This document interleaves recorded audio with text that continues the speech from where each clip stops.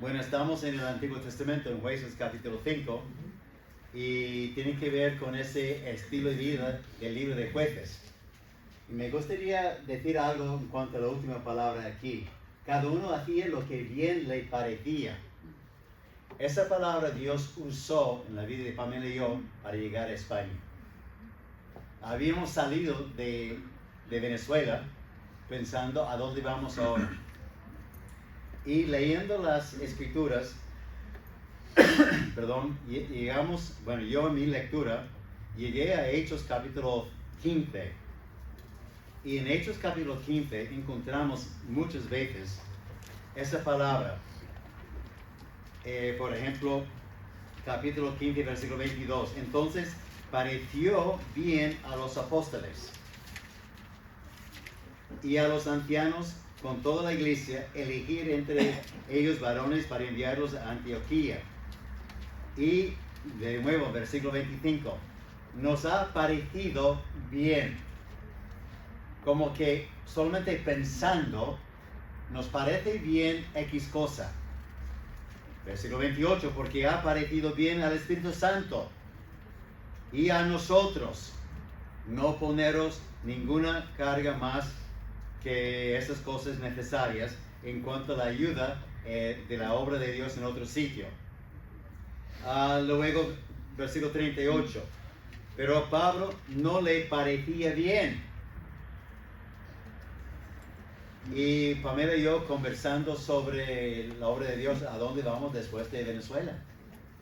Y ella habiendo leído algo en cuanto a España. Entonces nosotros conversando. Yo creo que nos parece bien, a nosotros nos parece bien ir allá. Dios usó esa palabra. ¿Cuál es la diferencia entre Jueces y Hechos capítulo 15? El Espíritu Santo. Ellos hacían tomando decisiones sin la dirección de Dios, sin la palabra de Dios, sin el Espíritu Santo. Podemos tomar decisiones viendo todo el escenario, consiguiendo toda la información, los datos, la información, oración, teniendo recursos para tomar lo que a nosotros nos parece bien. Y eso es la obra de Dios. Por eso dependemos mucho de su palabra. Dependemos mucho de los consejos de otros. Y cada hijo de Dios también debe tener esa misma dirección al tomar decisiones. Me parece bien. ¿Por qué? Porque estaba orando, estaba consiguiendo consejos, vi en la oración la dirección de Dios en su palabra. Muchas cosas colaborando con esa decisión de tomar buenas decisiones. Pero ahora estamos de nuevo en capítulo 5, versículo 1. Aquel día cantó Débora con Barak, hijo de Abinoam, diciendo.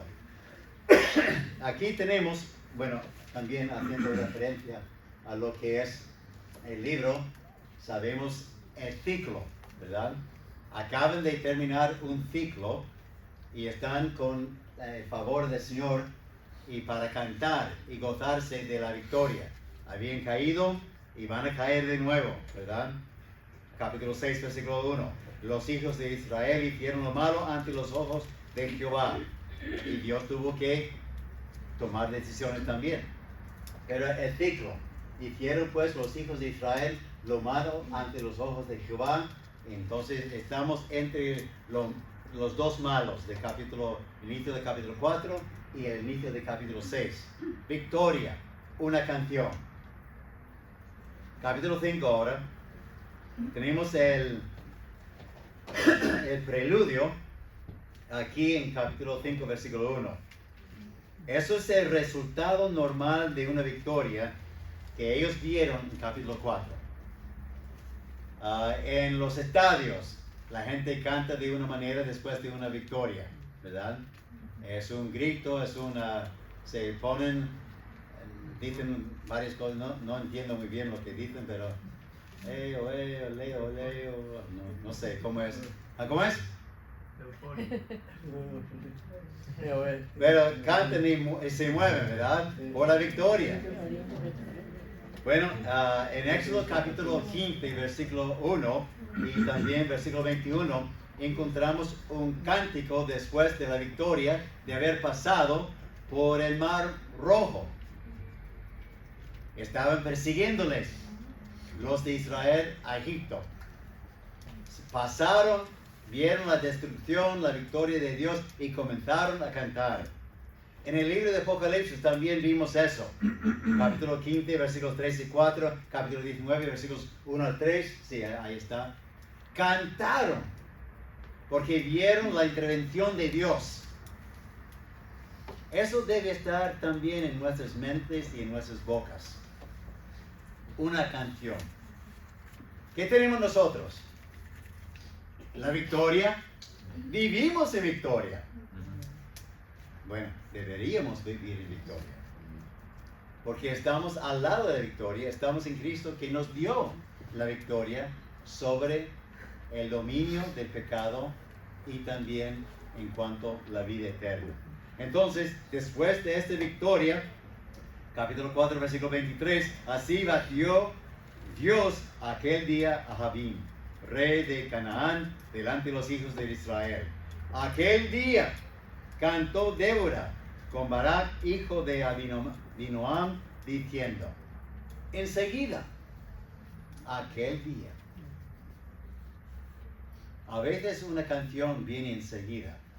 En nuestros himnarios, en los himnos que estamos cantando, surgen de un día para otro. Algo pasa en la vida de una persona. De ese momento, viendo la protección de Dios, viendo algo de parte de Dios, ellos comienzan a escribir. Dios me guió en esa canción. Eso me pasó y vi, y usando la Biblia con la base también de esas verdades, comienzan a escribir enseguida, en aquel día. En ese momento, lo que brotó, algo normal, algo que debe brotar de nosotros al entender la victoria que tenemos nosotros. Alabanza a Jehová y un llamado para escuchar la canción. En los versículos 2, por haberse puesto, versículos 2 y 3, por haberse puesto al frente los caudillos en Israel, por haberse ofrecido voluntariamente el pueblo, load a Jehová, oíd reyes, escuchad, oh príncipes, yo cantaré a Jehová, cantaré salmos a Jehová, el Dios de Israel. Ahí encontramos a los líderes deben liderar, ¿verdad? Y hay la necesidad que otros también voluntariamente se ofrezcan en cuanto a la alabanza. Tenemos 2 personas aquí, a veces 3 personas, 2 guitarras, a veces un piano, guiándonos. No es para que ellos canten aquí, nosotros viéndolos, qué buen show. No. Es para guiarnos, para ayudarnos a todo el mundo por igual. Entrar en la misma canción, entrar en el mismo tiempo de alabanza por medio del cántico. Y aquí encontramos por haberse puesto frente a los caudillos en Israel, por haberse ofrecido voluntariamente el pueblo. Load a Jehová. Eso debe sí salir de nosotros como una alabanza a Dios. El tiempo de los cánticos no es para llenar la hora. Porque la iglesia bautista tiene que cumplir con su hora. Bueno, 20 minutos de cánticos entonces. No. Tiene su propósito sumamente importante. Y cada uno debe estar aprendiendo nuevos himnos, nuevas canciones, ¿verdad? Si algo ahí en la letra no te suena, es para aprender. Es para aprender. Y agregar eso a tu lista de canciones. Y todo el mundo debe estar cantando. Si es que habéis sido redimidos. Un profesor me dijo una vez, creo que más que una vez, pero él mantuvo esa postura de que los ángeles no cantan. no canten porque no son redimidos. En el anuncio, en Mateo no es, Lucas, gracias, dijeron, no cantaron. No sé si estoy muy de acuerdo, pero es interesante. Y él dijo, porque los ángeles no son redimidos. Fueron puestos aparte, sí, los que no siguieron a Lucifer, a Satanás. Entonces fue sellado la decisión de cada grupo. Los que no se rebelaron se quedaron ahí en ese estado de santidad. Pero nunca ninguno de ellos fueron redimidos, comprados por sangre. Eso es un redimido, comprado por sangre. Y son los redimidos que deben alabar a Dios cantando. No importa el sonido. Bueno, depende. Depende si es un programa con otros invitados y quieren escuchar algo agradable. Pero en grupo así, no importa el sonido. Cantar de un corazón lleno de una canción llena de gozo, agradecido lo que hemos escuchado, ¿verdad?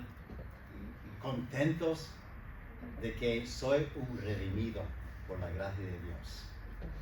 Bueno, ellos estaban aquí, Débora, guiando ese cántico, y encontramos en el versículo 4 y 5 la ayuda del Señor.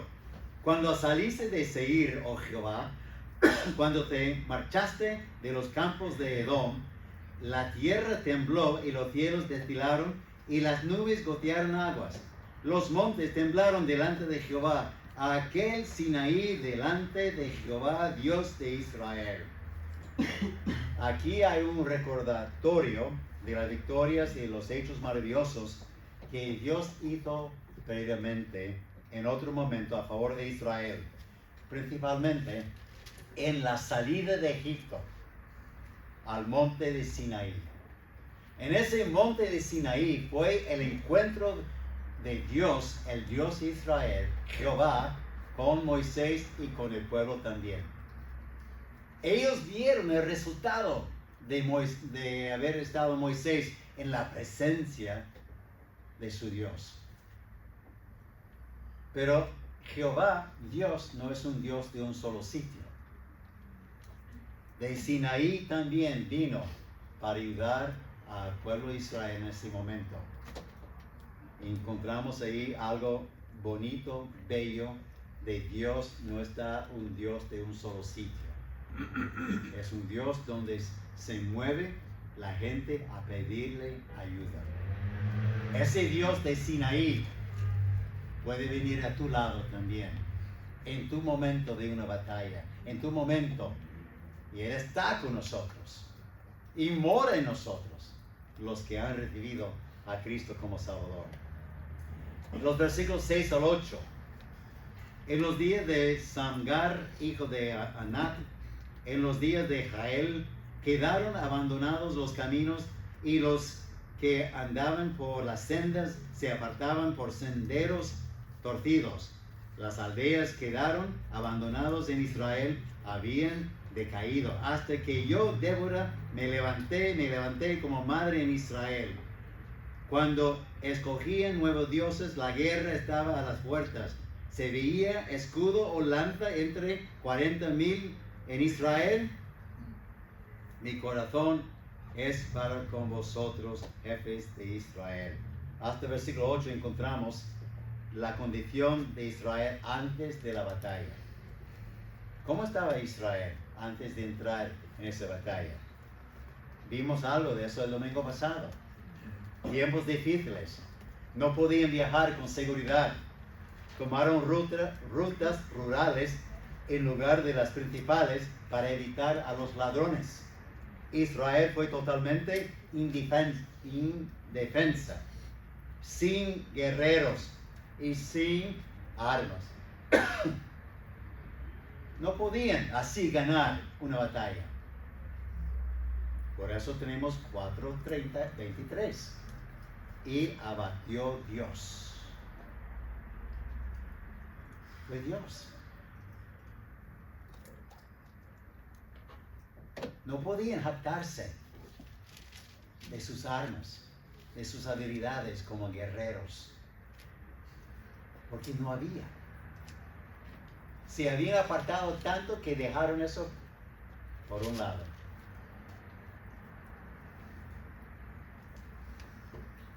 A veces es el momento preciso cuando el pueblo de Dios, sus hijos, aún nosotros, la iglesia, ve cuán débiles somos y sin esperanza, que apreciamos más a nuestro Dios omnipotente y suficiente para ayudarnos.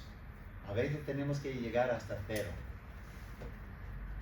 para clamar a Dios, cuando no debería ser así. Debemos estar buscándole constantemente. El apóstol Pablo dijo lo mismo, la misma verdad en 2 Corintios, capítulo 1, versículos 8 y 9. Juan, Hechos, Romanos, 1 Corintios, capítulo 2 Corintios, capítulo 1, versículos 8 y 9. Porque, hermanos, no queremos que ignoréis acerca de nuestra tribulación que nos sobrevino en Asia, pues fuimos abrumados sobremanera más allá de nuestras fuerzas, de tal modo que aún perdimos la esperanza de conservar la vida, pero tuvimos en nosotros mismos sentencia de muerte, para que no confiásemos en nosotros mismos, sino en Dios, que resucita a los muertos. Pablo llegó a ese momento en su vida. Todos nosotros debemos llegar a ese momento. Señor, no puedo. No puedo. Necesito tu ayuda en mi vida. Muy bien. En los versículos 9 a 13 encontramos el llamado de participar en la batalla, en esa canción. Mi corazón es para vosotros, jefes de Israel, para los que voluntariamente se ofrecisteis entre el pueblo, load a Jehová. Vosotros los que cabalgáis en asnas blancas, los que presidís el juicio, y vosotros los que viajáis, hablad lejos del ruido de los arqueros en los abreviaderos. Allí repartirán los triunfos de Jehová, los triunfos de sus aldeas en Israel. Entonces marchará hacia las puertas el pueblo de Jehová. Despierta, despierta, Débora. Despierta, despierta. Entona cántico. Levántate, Barak, y lleva a tus cautivos, hijos de Abinoam. Entonces marchó el resto de los nobles. El pueblo de Jehová marchó por él en contra de los poderosos. En contra de los poderosos. La palabra clave ahí en versículo 9 es la misma palabra que se encuentra en el versículo 2. Voluntariamente. Y eso se ve mucho también, esa palabra se ve muchas veces en el libro de Nehemías. Cuando estaban construyendo, reconstruyendo los muros y lo demás que estaban arruinados. Las ruinas levantando, estaban tristes por haber visto la destrucción en Jerusalén. Pero se ofrecieron voluntariamente para hacer la obra. Encontramos en el versículo 10 que no solamente los del campo, pero también los con asnas blancas. Esos que tenían Mercedes-Benz y otra clase de coche caro. Los nobles. Hablan aquí de los nobles. Todo el mundo estaba involucrado, ¿verdad? En ese proyecto, en esa batalla. Gracias a Dios que no solamente los hombres, pero todo el mundo vio la necesidad de involucrarse. En versículos 11 al 13 encontramos la frase: el pueblo de Jehová marchó por él contra los poderosos. Eso se encuentra más bien en el versículo 13. Entonces marchó el resto de los nobles, el pueblo de Jehová marchó por él en contra de los poderosos. Cuando hablamos de la obra de Dios, eso es obra de Dios. No es obra de ninguna persona aquí. Por supuesto, Dios usa personas para iniciar un estudio bíblico en algún sitio. Y luego se juntan otros.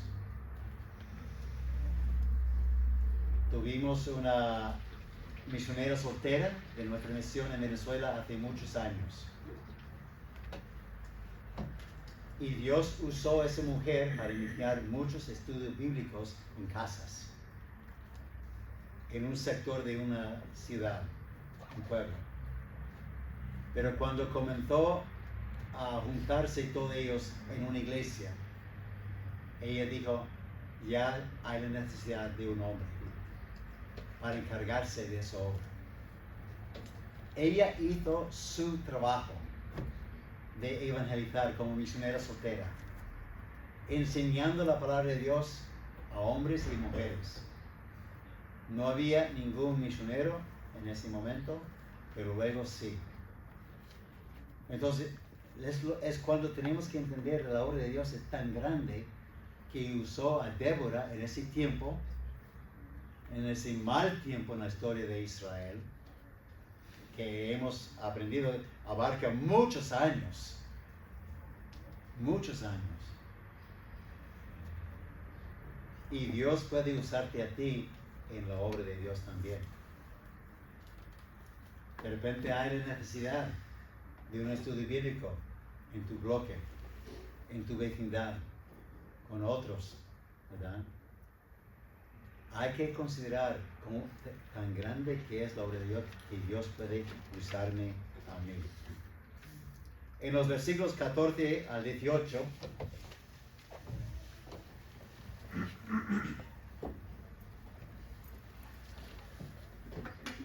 encontramos la respuesta de las tribus de Israel en cuanto cuando fueron llamados a participar. Encontramos en versículo 14 hasta 15a y versículo 18 una respuesta positiva que da ánimo. Nos da ánimo tener personas así. Pero también siempre hay en el versículo 15, versículo 20 al 17, una respuesta negativa. A veces nos decepciona o da desánimo. 14. De Efraín vinieron los radicados de Amalek, en pos de ti, Benjamín entre los pueblos, y Maquir descendieron príncipes, y de Zabulón los que tenían vara de mando. La primera parte del versículo 15, caudillos también de Isaacar fueron con Débora, y como Barak también Isaacar se precipitó a pie en el valle. Hasta ahí. Y versículo 18. El pueblo de Zabulón expuso su vida a la muerte, y Neftalí en las alturas del campo. Entonces había, y eso siempre es así. Y no tiene que ver con la obra de Dios ni la iglesia. Eso se ve en otros ambientes, ¿verdad? En otros ambientes de trabajo, de comunidad. Hay los que se meten de lleno, hay los que están ahí al lado de la pared para ver cómo hacen ellos. Y eso es triste. Eso es triste. Métete de lleno. Versículo 15b. Entre la familia de Rubén hubo grandes resoluciones de corazón. O sea que hablaron mucho. Muchas reuniones. ¿Debemos? ¿No debemos? No nos parece. Votaron, tomaron decisiones. Y en contra. La mayoría en contra. Versículo 16, ¿por qué te quedaste entre los rediles para oír los balidos de los rebaños? Entre la familia de Rubén hubo grandes propósitos de corazón. Galaad se quedó al otro lado de Jordán. Y Dan, ¿por qué estuvo junto a las naves? Se mantuvo a la ribera del mar y se quedó en sus puertos. Siempre es así en la obra de Dios. Es triste, pero nosotros debemos estar orando por los que están un poco quedados y los que estamos metidos, seguir, ¿verdad? Sin desanimarnos por los que no quieren. Nos es fácil desanimarnos. ¿Y por qué tal no vino? ¿Y por qué? ¿Y por qué? ¿Y por qué? No vamos a enfocarnos en el porqué de otros. Si el Señor te ha llamado, métete de lleno.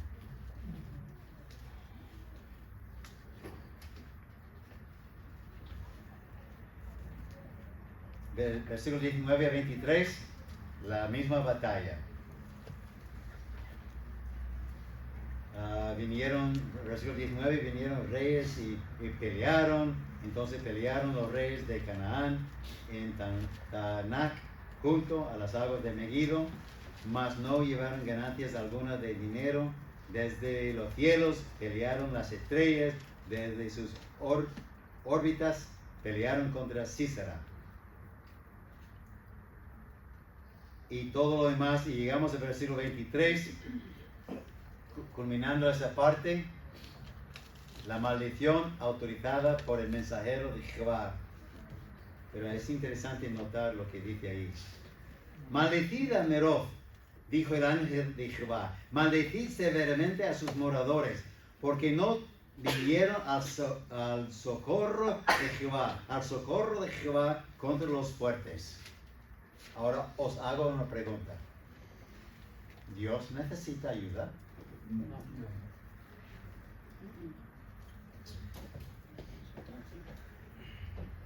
Eso es una manera de decir cuando el pueblo de Dios está actuando, haciendo la obra. Es como si Dios mismo está haciéndolo.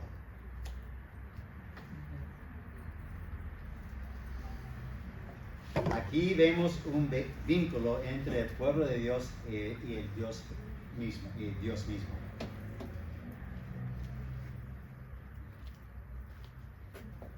¿Cuál fue la bendición que Dios dio a Abraham? Capítulo 12 de Génesis, versículos 1 a 3. No solamente multiplicar a su pueblo como las estrellas del cielo, pero también en la última parte, que iba a bendecir a los que ¿qué? Que vino a estar a favor bendiciendo a Israel.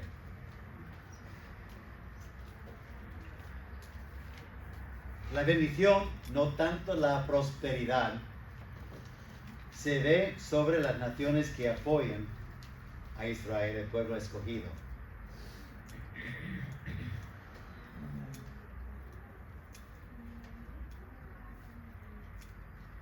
¿Y quién está ayudando al pueblo de Dios en la guerra ahora? Muy pocas naciones.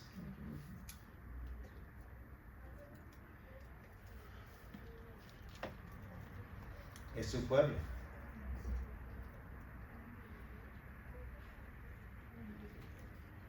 Y nos es fácil criticar.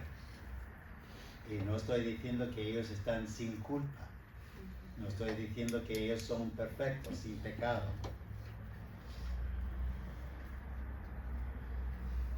¿Y cómo fue la conversación ayer? Donde estuvimos con Daniel y Caleb. Y le dije, yo oro por la paz en Israel. Yo oro pidiendo perdón de pecado, de orgullo, por las bocas de algunas personas, jactándose de victorias, sin dar crédito a Dios por lo que Dios está haciendo.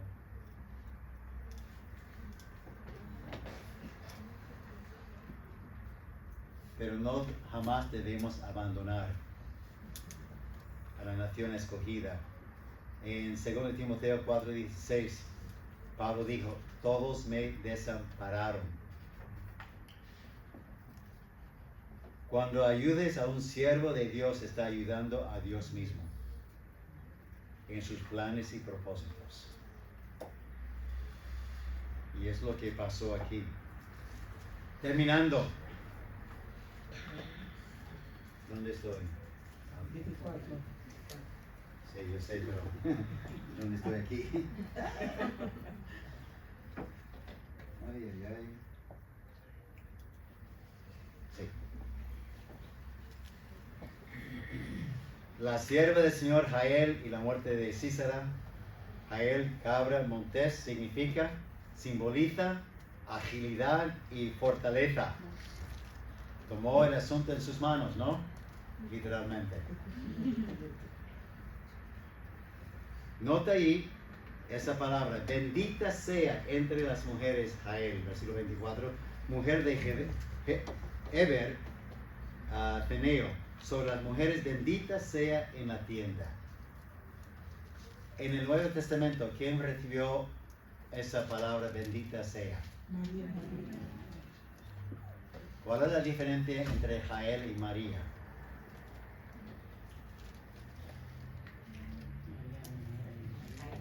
Ninguna. Ambas haciendo la voluntad de Dios.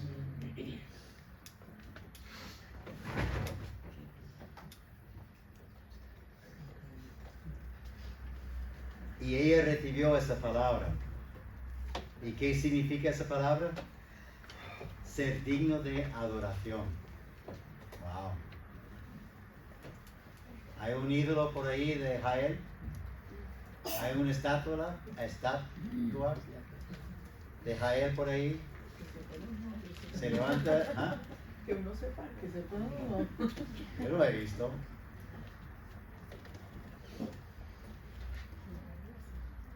Pero ella es digna de ser reconocida como sierva de Dios. Igual a Débora, igual a María y a otras mujeres también en la palabra de Dios. Ahí encontramos algo bien feo, con muchos detalles. No voy a entrar en eso. Hemos visto eso ya en capítulo 4. La muerte de Sísara. Pero ¿cuál es la enseñanza del Salvador en cuanto a nuestros enemigos hoy en día? ¿Todo el mundo a comprar su mazo? No. ¿Qué dijo Jesús? Que debemos orar por ellos y amarles. Amarles para que lleguen a conocer a Cristo como Salvador. Versículo 28-30, la madre de Sísara espera en vano. A lo mejor podemos identificarnos más con ella que con Jael, pero eso no es el sentido en esa canción. Se asoma a la ventana, versículo 28, y por entre las celosías a voces dicen, ¿por qué ha tardado su carro en venir? ¿Por qué la rueda de su carro se detiene? Una madre normal esperando el retorno de su hijo, pero ella esperaba la victoria, el botín, pero no venía. En esa canción, Débora resalta de que la madre de Sísara espera en vano. Y es triste. Y aún un poco feo, en versículo 30, no han hallado botín, lo han estado repartiendo cada uno con una doncella o dos, y todo lo demás que podían aprovechar, vestiduras bordadas de colores, pero ella perdiendo la esperanza de que iba a recibir algo de su hijo en cuanto a la victoria pensaba ella que tenía. Versículo 31, el epílogo. Así perezcan todos tus enemigos, oh Jehová. Qué feo, ¿no?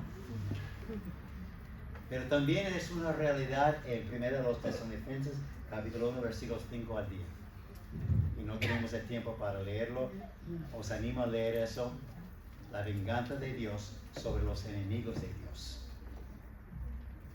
Y espero que tú te encuentres aquí esta mañana sin ser enemigo de Dios. ¿Quiénes son los enemigos de Dios? Todos los que no han recibido a Cristo como Salvador. Han rechazado su amor, han rechazado su Hijo, han rechazado ese don regalo de salvación. Eso es un enemigo de Dios. Romanos capítulo 5, versículo 8. Esa palabra así, perezcan, también significa justamente, es justo. Y así serán vencidos todos los enemigos de Dios, según Tesalonicenses 1, 5, 10. Los que aman a Dios, Deuteronomio capítulo 6, Juan 14, 15. Si me amáis, guardar mis mandamientos. El amor verdadero, la obediencia que estamos viendo aún en la primera hora también, ¿verdad? Muy importante eso. Una canción. Alabanzas sea al Señor por todo lo que nos ha hecho en la vida personal y en la vida de esa iglesia. Oremos. Padre Santo,